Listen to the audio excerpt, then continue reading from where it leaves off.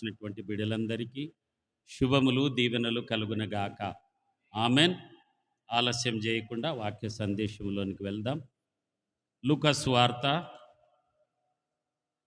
Doctor లూకా గారు ద్వారా పరిశుద్ధాత్మ దేవుడు వ్రాయించినటువంటి లూకా సువార్త 1వ అధ్యాయము చివరి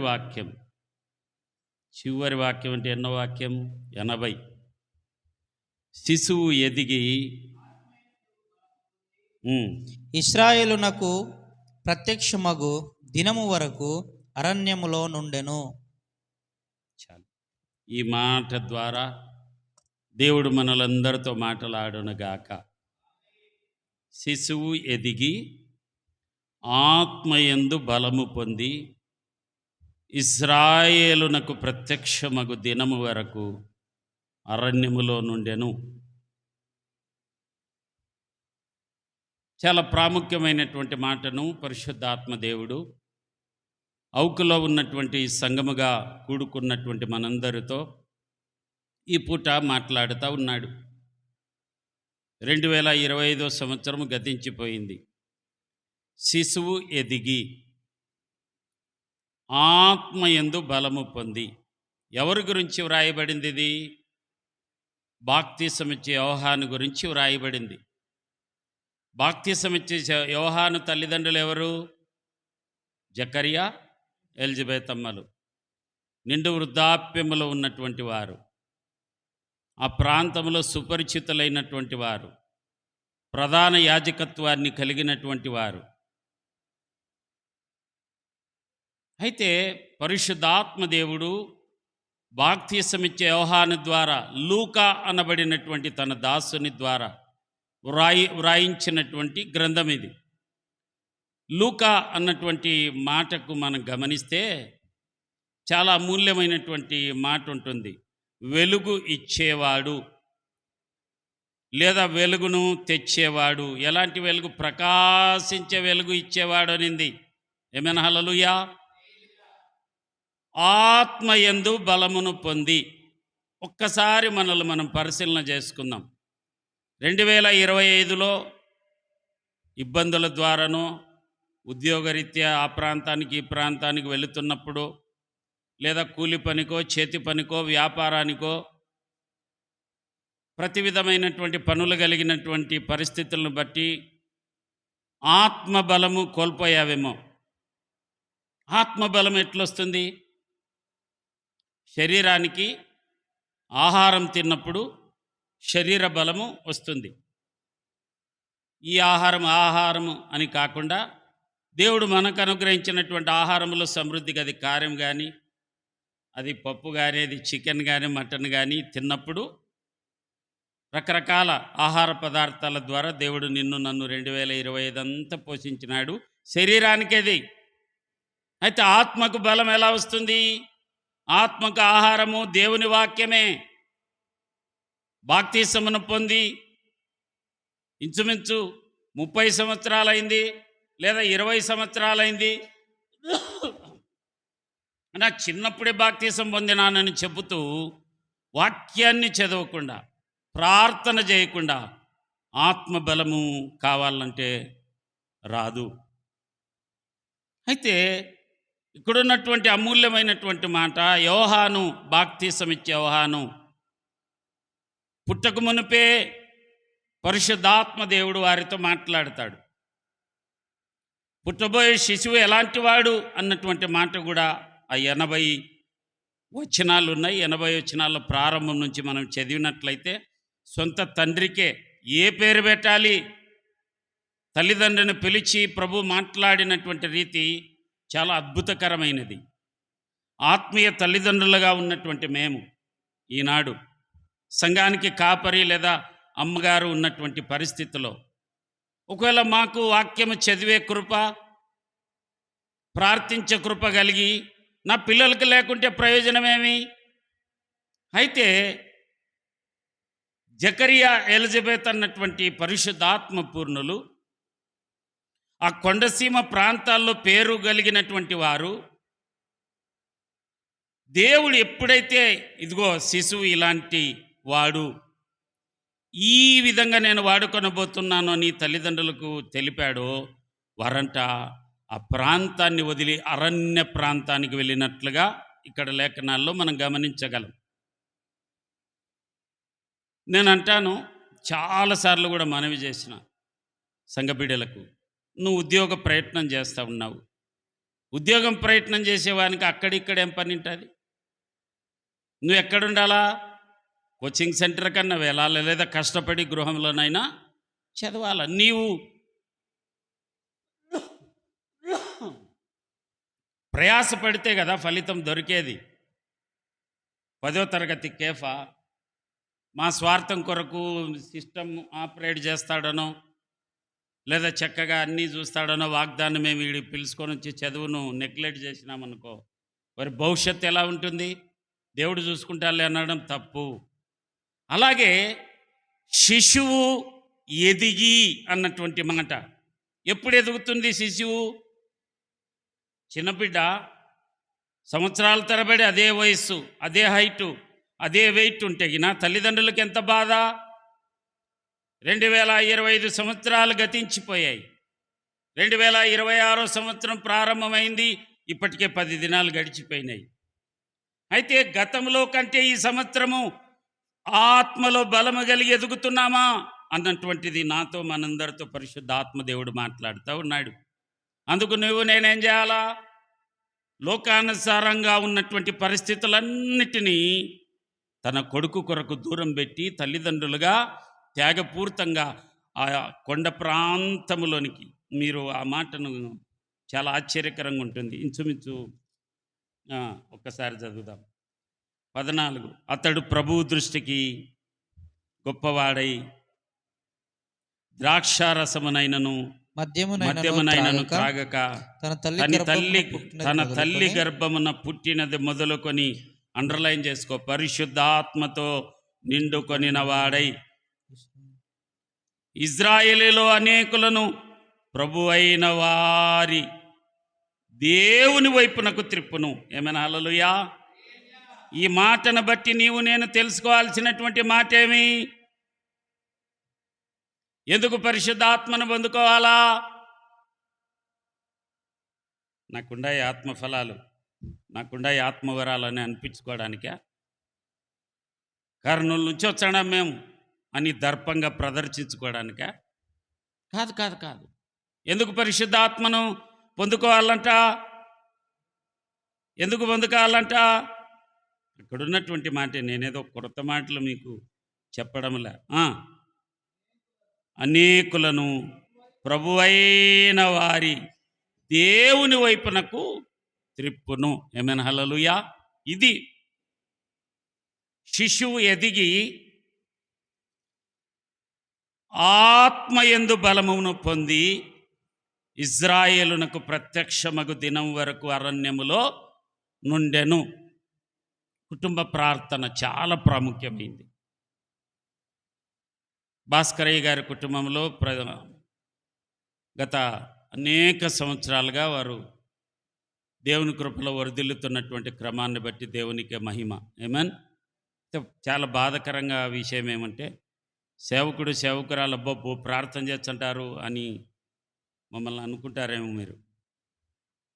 సేవకురాలు తను మధ్యరాత్రి తనకు దేవుడు కృప పొందినటువంటి సమయంలో ఆమె వ్యక్తిగతమైన ప్రార్థన, నా వ్యక్తిగతమైన ప్రార్థన, చాలాసార్లు కుటుంబ ప్రార్థన లేని పరిస్థితులు కూడా తెలుసు నాకు.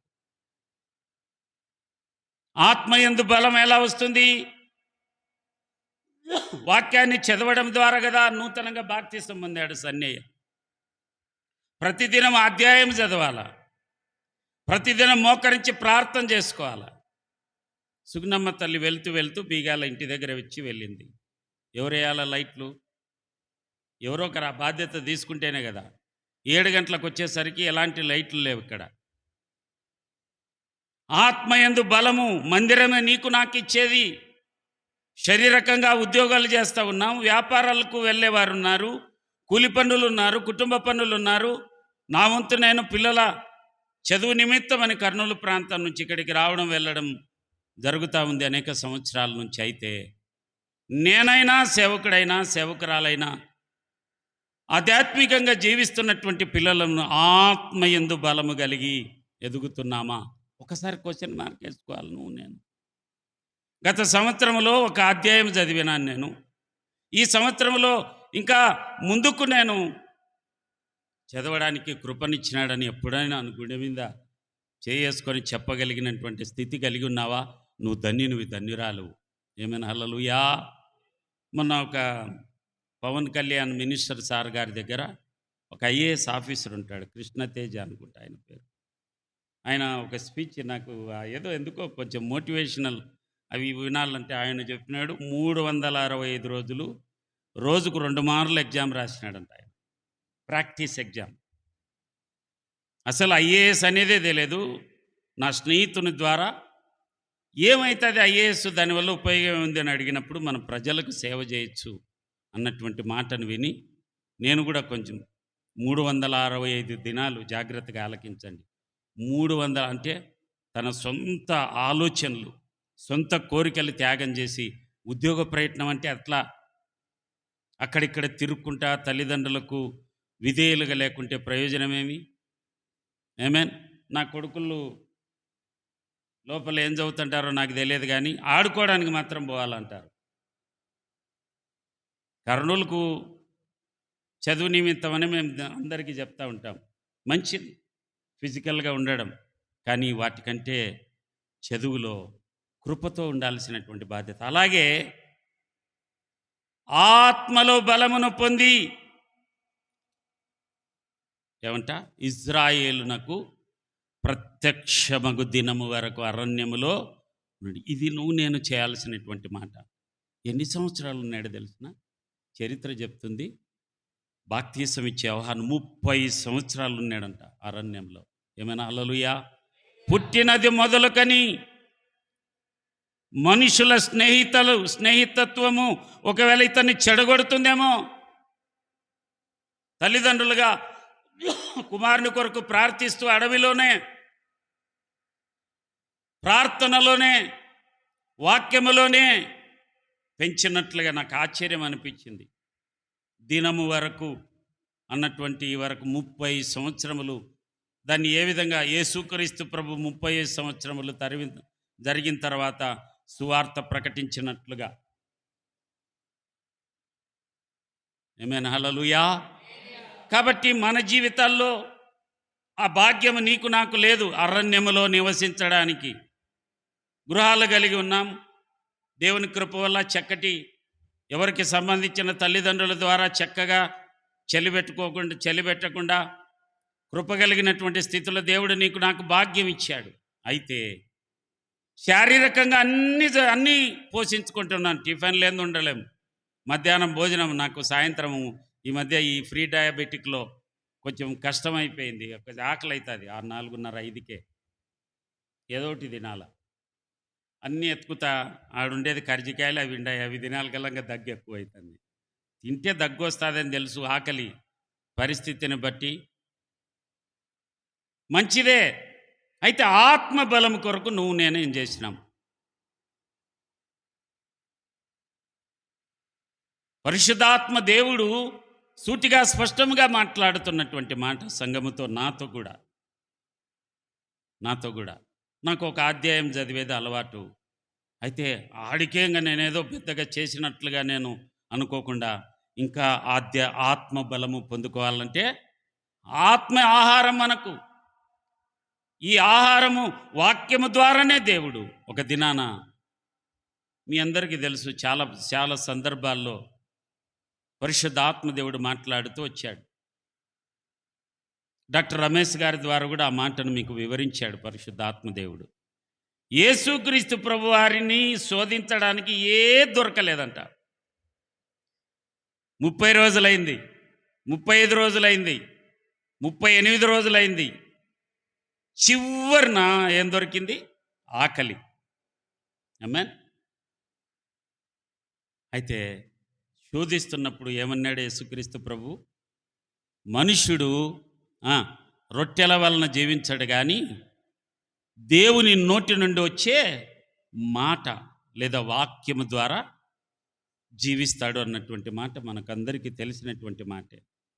ప్రియమైనటువంటి బిడలారా, సేవకుడైనటువంటి నేను శిశువు ఎదిగి ఆత్మయందు బలమును పొంది అన్నటువంటిది చాలా ప్రాముఖ్యమైంది ఈ నూతన సంవత్సరంలో. గత సంవత్సరంలో శరీరం కొరకు కష్టపడ్డావు, ఆహారం తిన్నావు, ఉపవాసం ఉన్నావు, చక్కగా కార్యాలు జరిగించబడింది, మంచిదే.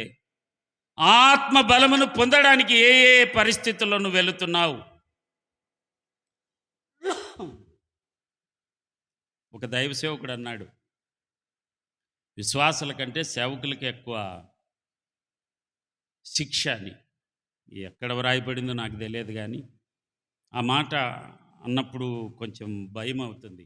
అయితే చూడు, ఇతను వ్యవహార శైలి లేదా అతని జీవన విధానం గమనిద్దాం. యోహాను సువార్త 5:35. యోహాను సువార్త 5:35. మండుచు ప్రకాశించుచున్న దీపమై ఉండెను. మీరతని వెలుగులో ఉండి కొంతకాలము ఆనందించుటకు ఇష్టపడితిరి. ఎవరైనా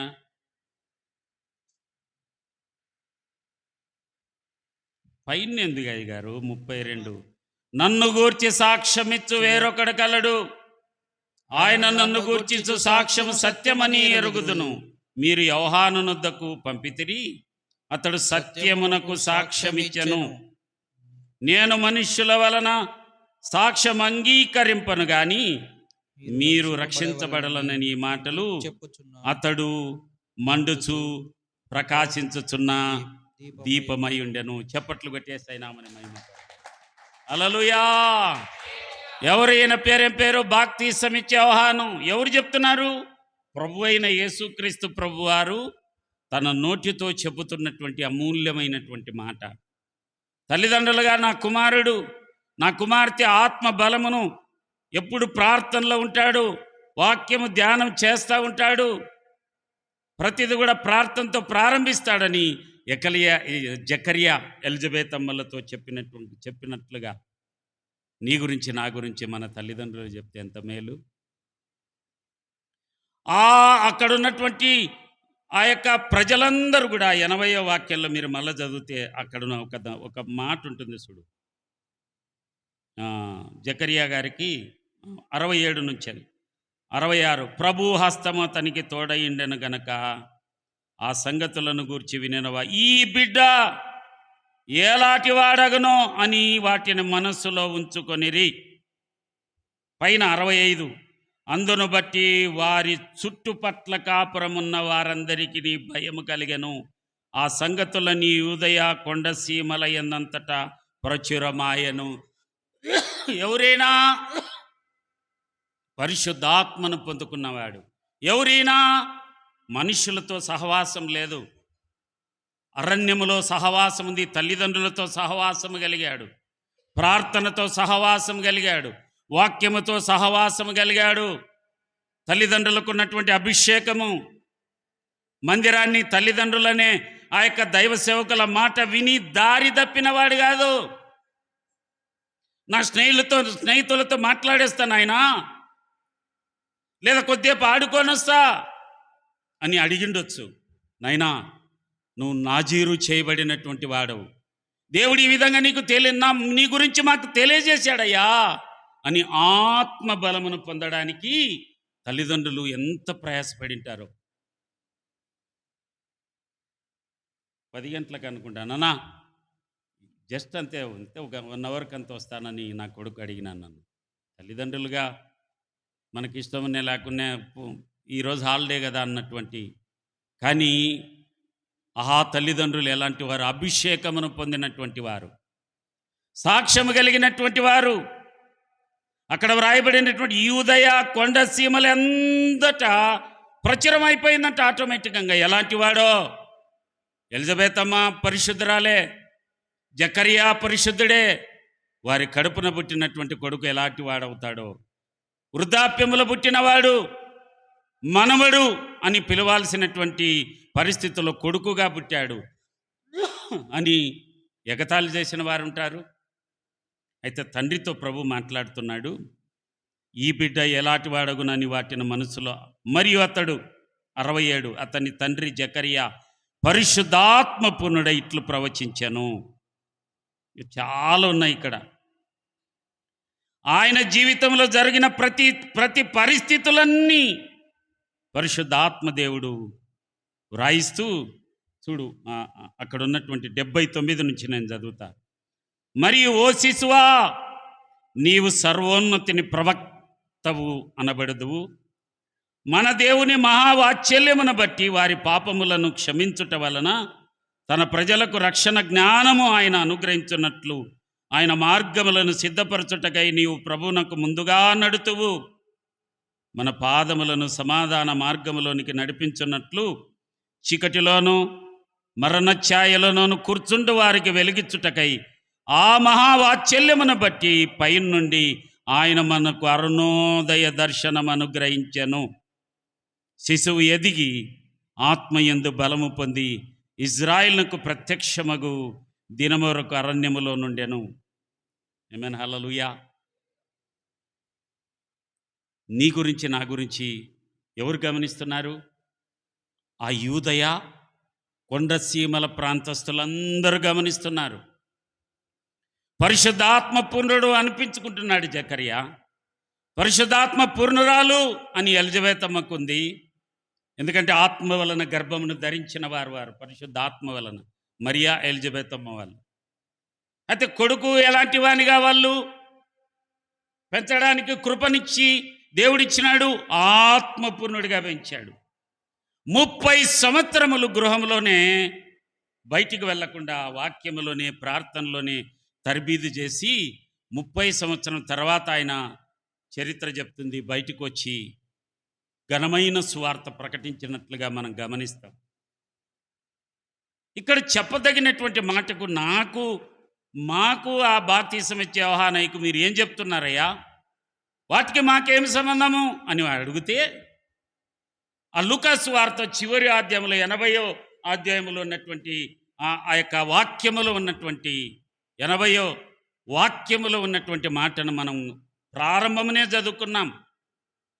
ఎదిగి 25లో ఒకవేళ ప్రార్థనలు ఎదగలేకపోయామా, వాక్యములు ఎదగలేకపోయామా, పరిచర్యలు ఎదగలేకపోయామా, సేవకుని మాట వినలేకపోయామా, లేదా తల్లిదండ్రులు కోరినట్లుగా జీవించలేకపోయామా, మందిరములో దగ్గర ఉంది అని తెలిసి కూడా మందిరానికి రాకుండా ప్రార్థన చేసుకోకుండా ఒకవేళ ఉండలేకపోయామా?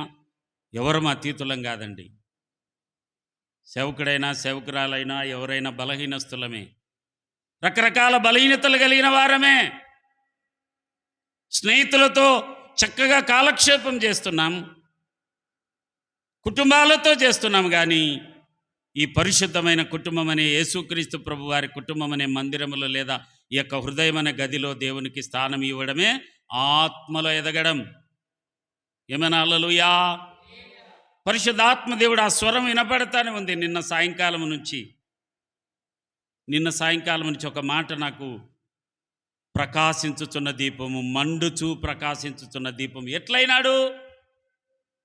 తల్లిదండ్రుల కోరికను నెరవేర్చాలి అన్నటువంటి తృష్ణ కలిగిన వాడు బాప్తిసం ఇచ్చే యోహాను.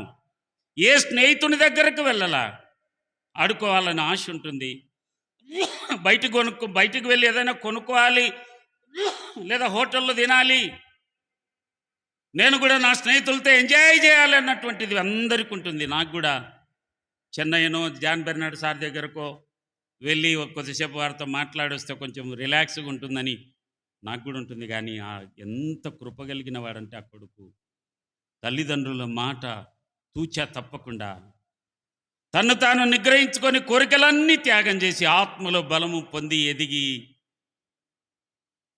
ఎంత కృపగలిగిన దేవుడు యేసుక్రీస్తు ప్రభు తను స్వయంగా తన నోటితో పలుకుతున్నటువంటి మాట, అతడెవరు? మండుచు ప్రకాశించుచున్న దీపము. హల్లెలూయా, హల్లెలూయా. ఎన్నిసార్లు మన దీపం మారిపోయింది 25లో.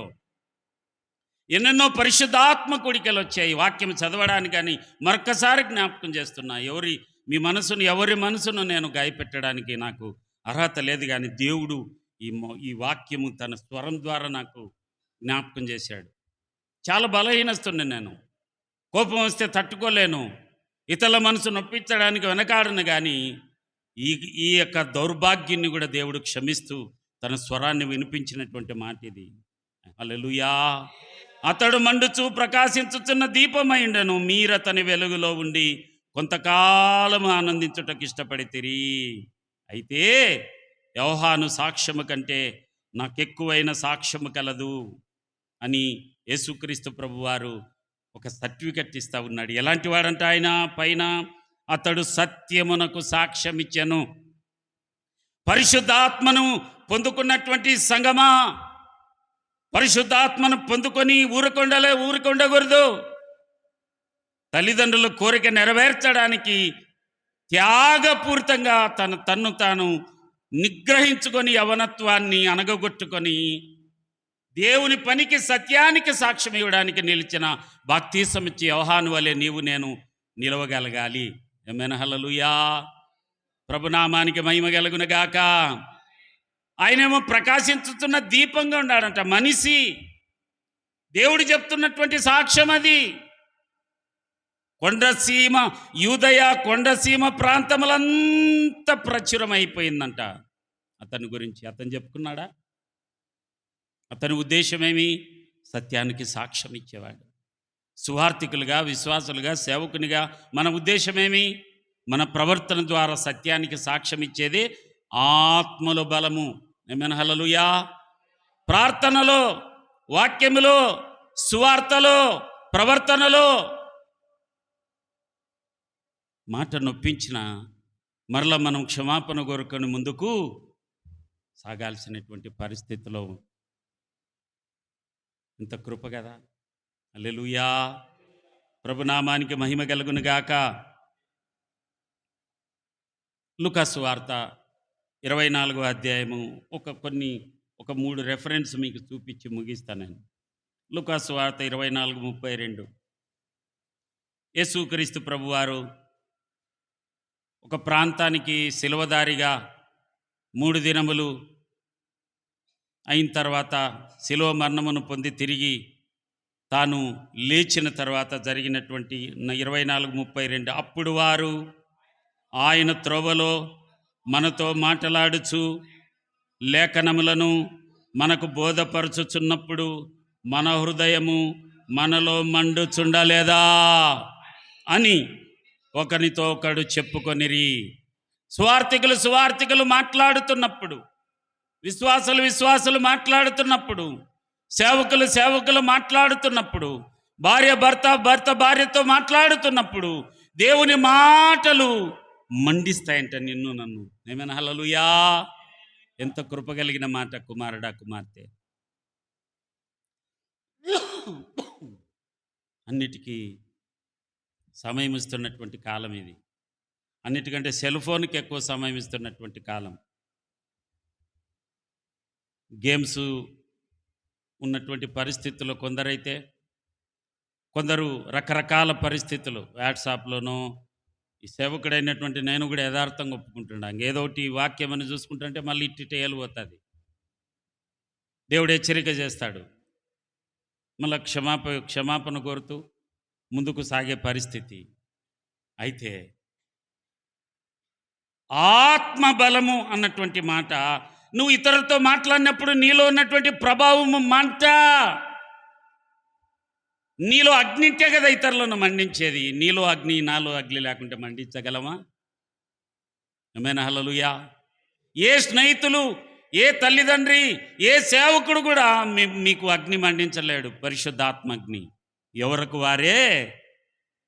వారే మండించుకోవాల. వాక్యం అనే అగ్ని. ఆమేన్. హల్లెలూయా. ప్రభునామానికి మహిమ కలుగునుగాక. వారి సంభాషణంతా దేవుని మహిమ కొరకై సాగింది. ప్రభునామానికి మహిమ కలుగునుగాక. హల్లెలూయా. హల్లెలూయా. చూడు ఇంకొక మాట, ఎవరాయన? నీవు నేను ఆరాధించే దేవుడెవరు? దానియేలు ప్రవచన గ్రంథం 7:9. ఇంకా సింహాసనములను వేయుట చూచితిని, మహావృద్ధుడొకడు కూర్చుండెను, ఆయన వస్త్రము హిమము వలె ధవలముగాను, ఆయన తల వెంట్రుకలు శుద్ధమైన గొర్రెబొచ్చు వలె తెల్లగాను ఉండెను. ఆయన సింహాసనము అగ్నిజ్వాలల వలె మండుచుండెను. హల్లెలూయా. దాని చక్రములు అగ్ని వలె ఉండెను. అగ్ని వంటి వాడు. ఇక్కడేముంది మాట? బలిపీఠ మీద అగ్ని. చూడు, నీకు డిఫరెంట్ చూపిస్తా చూడు. లేవియాకాండం 6:12, 12:13లోనే ఎంత అదన్నమాట. 12 చదువుదాం త్వరగా. బలిపీఠం మీద అగ్ని మండుచుండవలెను, అది ఆరిపోకూడదు. ప్రతి ఉదయమున యాజకుడు దాని మీద కట్టెలు వేసి దాని మీద దహన బలి ద్రవ్యమును ఉంచి సమాధాన బలియగు క్రొవ్వు 13 చదువు. బలిపీఠం మీద అగ్ని నిత్యము. అండర్లైన్ చేసుకో. ఏమైనా హల్లెలూయా. నిత్యము. నీ హృదయంలో నా హృదయంలో వాక్యమనే అగ్ని ఉంటే చిన్న మాట మాట్లాడిన కూడా అయ్యా నన్ను బలపరిచింది అన్నటువంటి సాక్ష్యము దేవుడు నాతో మాట్లాడుతున్నాడు. మాటి మాటిగా ఆ మాట వినబడతానే ఉంది. మండుచు ప్రకాశించుచున్న దీపము. ఎక్కడ, ఏది సందర్భం ఇది?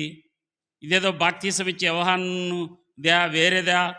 ఊరికే వినపస్తుంది కానీ నేను వాక్యం ధ్యానించండి. నేను యెషయా గ్రంథంలో ఉన్నా. నేను నా దినచర్య దినవాక్యం. ఇక్కడ ఎవరైనా మహావృద్ధుడైన దేవుడు, ఆయన వస్త్రము హిమము వలె ధవలముగాను, ఆయన తల వెంట్రుకలు శుద్ధమైన గొర్రెబొచ్చు వలె తెల్లగాను ఉండెను. ఆయన సింహాసనం అగ్ని జ్వాలల వలె మండించేవాడు. ఆయన నిత్యం అంట, ఒక్కసారి కాదు. అందుకే బలిపీఠం మీద అగ్ని, పైన 12లేమో అగ్ని మండుచుండవలనంది. ఎట్ట మండాలి అది? నిత్యము. ఆమేన్. హల్లెలూయా. ఇంకొక మాటను జ్ఞాపకం చేసి ముగిస్తాను నేను. లూకాసు వార్తకు వద్దాం. లూకాసు వార్త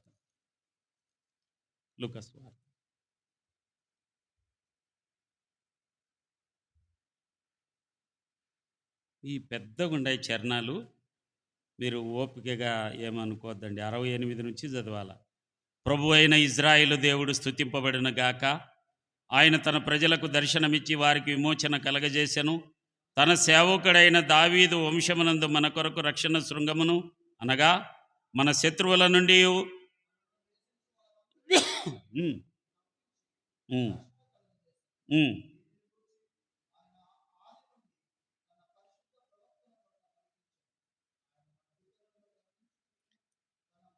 తన పరిశుద్ధ నిబంధనను, అనగా మన తండ్రి అయిన అబ్రహాముతో తాను చేసిన ప్రమాణమును జ్ఞాపకము చేసుకుంటకును, మనము, అండర్లైన్ చేసుకో, మనము శత్రువుల చేతి నుండి విడిపింపబడి మన జీవితకాలమంతయు నిర్భయులమై ఆయన సన్నిధిని పరిశుద్ధముగాను నీతిగాను ఆయనను సేవింపను అనుగ్రహించుటకును ఈ రక్షణ.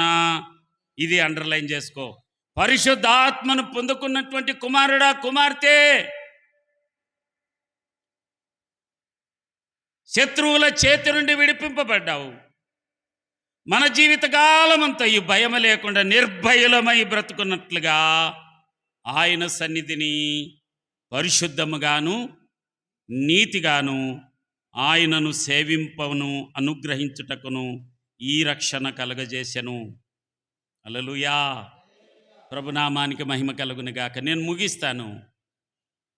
30 సంవత్సరాల ఇంట్లోనేండి అరణ్యములో బయటికి రాకుండా తల్లిదండ్రుల మాటని, తల్లిదండ్రుల యొక్క కోరిక నెరవేర్చినటువంటి బాప్తీసం యోహాను జ్ఞాపకం చేసుకుంటే ఈనాడు మనకు అసాధ్యమైనది లేదు. యవనస్తులు కానీ, స్త్రీలు కానీ, పురుషులు కానీ, నేను కానీ, అది నీటైనా, ఉద్యోగమైనా, అది సంతానమైనా, అది ఏదైనా కూడా అభిషక్తులుగా ఉన్నటువంటి తల్లిదండ్రులుగా ఈ స్థానంలో ఉన్నటువంటి మేము యోగ్యులము కాదు. కానీ మాకున్నటువంటి దర్శనాన్ని, మాకున్నటువంటి ఆ పరిస్థితిని నెరవేర్చగలిగినటువంటి పరిస్థితి ఉంది నీకు నాకు.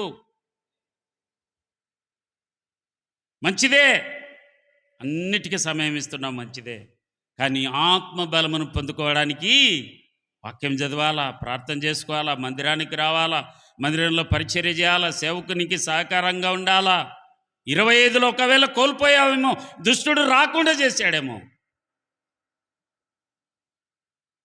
ఒక స్నేహితునిగా ప్రభు అయిన యేసుక్రీస్తు తను తాను ప్రత్యక్షత మనందరికి అనుగ్రహిస్తున్నటువంటి మాట ఏమంటే, మళ్ళీ ఇంకొకసారి ఆ చివరి మనం ఫస్ట్ ప్రారంభంలో చదివినటువంటి మాట, లూకా సువార్త మొదటిది చివరి వాక్యం 80. శిశువు ఎదిగి ఆత్మయందు బలమును పొంది ఇజ్రాయిలునకు ప్రత్యక్షమగు దినం వరకు అరణ్యములో నుండెను. ఏమేన్? అరణ్యములో నుండెను. మనము లోకములో నుండెను. ఏమైనా హల్లెలూయా. లోకములో ఉండే యేసుక్రీస్తు ప్రభువారు లోకములోనే ఉన్నాడు. పగలంతా సువార్త ప్రకటించి రాత్రంతా ప్రార్థించి లోకములో ఉన్న లోక స్నేహితం ఎక్కడ కూడా చేయలే. శిష్యులను సత్యాన్ని గురించి సాక్ష్యం ఇచ్చినటువంటి కృప యోహానుకు కలిగితే, ఆ సత్యమైనటువంటి దేవుడు కూడా అనేకులను రక్షించినాడు. ఇదిగో నాలాంటి వాడిని, పాపిలలో పరమ పాపిని నేను చాలా మంచి వాళ్ళు, నాకంటే ఏ అర్హత లేదు నాకు ఈ స్థానంలో నిలవడానికి. అయితే ఈ మాటను ప్రభు జ్ఞాపకం చేశాడు. శిశువు ఎదిగి 25లో అలాగే ఉన్నావేమో, మళ్ళీ 25 వస్తుంది. అలాగే ఉంటే ప్రయోజనం, ఎదగాలి. ఎలాగెదగాలి? ఆత్మయందు బలము పొంది ఇజ్రాయిలునకు ప్రత్యక్షమగు దినము ఆ రోజు యోహానయ్య ద్వారా జరిగితే పరలోక రాజ్యము రెండో రాకడ వచ్చేంత వరకు, మన పోకడ జరిగేంత వరకు అరణ్యములో ఉండాలి. అరణ్యం అంటే లోకం. లోకంలో ఉండాలా? ఏం చెప్తుంది మాట? నేను ముగిస్తున్నాను. తెరవండి. అందరూ కృప పొందిన మంచి సేవకులు. నేను గమనించింది ఏమంటే, నేను 6 సంవత్సరాలు మినిస్ట్రీ అసోసియేట్గా తిరిగి 7 సంవత్సరాలు ఇప్పటికీ సేవకునికి ఉన్నటువంటి రిపీట్ మెసేజెస్ ఏవి కూడా చెప్పినట్లుగా గుర్తులేదు. సువార్థికులు, కృప పొందినటువంటి బిడ్డలు వండర్ఫుల్. అయితే ఆత్మలో నాతో ప్రభు మాట్లాడినటువంటి మాట, అతడు మండుచు ప్రకాశించుతున్న దీపముగా లోకములో ఉన్నాడు. ఆయన అరణ్యములో వెలుగు. అరణ్యం దగ్గరికి వెళ్తున్నారు, ఆయన దగ్గరికే. ఆయన రాలా బయటికి. ఆ యూదయ అక్కడ ఎక్కడ అది బాప్తీసం, యోర్దాను దగ్గరికి మాత్రం మళ్ళా అరణ్యమే. అంటే నీవు ఎక్కడుంటే ఎక్కడికి వస్తారు విశ్వాసులు, నువ్వు ఎక్కడుంటే ఎక్కడికి వస్తారు ప్రజలు. యూదయ కొండసీమ ప్రాంతములంతా ప్రచురమైనట్లుగా నీ గురించి అంత ప్రచురమైపోతుంది నువ్వు ఆత్మలో బలం పొందుకుంటే. ఏమైనా హల్లెలూయా. ఈ 26లో ఈ 10వ దినంలో దేవుడిస్తున్నటువంటి అమూల్యమైనటువంటి మాట నాతో మనందరితో, ఈదగాలి. ఏమైనా పోయిన సంవత్సరం కంటే చూడు, చిన్నపిల్లలు మన అయ్యానున్నాడు, ఆకాష్ ఉన్నాడు, వాళ్ళు అట్నే అంటే తల్లిదండ్రులకు భలే బాధ. వాళ్ళు ఎదుగుతుంటే ఎంత సంతోషమో, మురిసిపోతుంటారు ఆ మాటలు మాట్లాడుతుంటే. ఏమైనా మనల్ని బట్టి కూడా మనం శిశువులమే యేసయ్య దృష్టిలో. హల్లెలూయా. ఆయన పిల్లలం మనము, ఆయన స్వరక్తం ఇచ్చి సంపాదించుకున్న బిడ్డలం మనము. పరిశుద్ధాత్మ కూడిక ప్రొదుబోక పెట్టలే మన పెద్దలు. జ్ఞాపకం చేసుకోవడానికి మంచి అవకాశం. ఏదో వెళ్ళాలి ఏదో అన్నటువంటి పరిస్థితులు లేకుండా మనస్ఫూర్తిగా వస్తున్నటువంటి బిడ్డలు మీరు. అయితే ఎదగకుండా 25లో అట్లే అదే ఏదో ఊరికే క్యాలెండర్ చూడడము, ఆ వాక్యం చదువుకోవడము, లేదా ఇట్లా చూడడము, అక్కడ వెళ్ళి సమయం ఉండి కూడా స్నేహితులతో గడిపే సమయాన్ని మానుకొని తల్లిదండ్రులు ఆశ కలిగి దేనివైపు చూస్తున్నారు, దేవుడు దేని కొరకు నిన్ను నన్ను ఈ లోకంలో పంపాడో వారి కొరకు కష్టపడండి. గంటల కొద్దీ శ్రమ పడండి, గృహంలో చదవండి, కోచింగ్ సెంటర్కి వెళ్ళండి, ప్రార్థనలో గడపండి. మరింతగా ఆత్మలో బలమును మనందరము పొందుకుందాము గాక. నువ్వు అందుకుంటున్నావా అని ఒకవేళ నన్ను అడిగితే నా వంతు నేను ఇంకొక అధ్యాయం చదవడానికి ప్రయత్నం చేస్తూ ఉండా.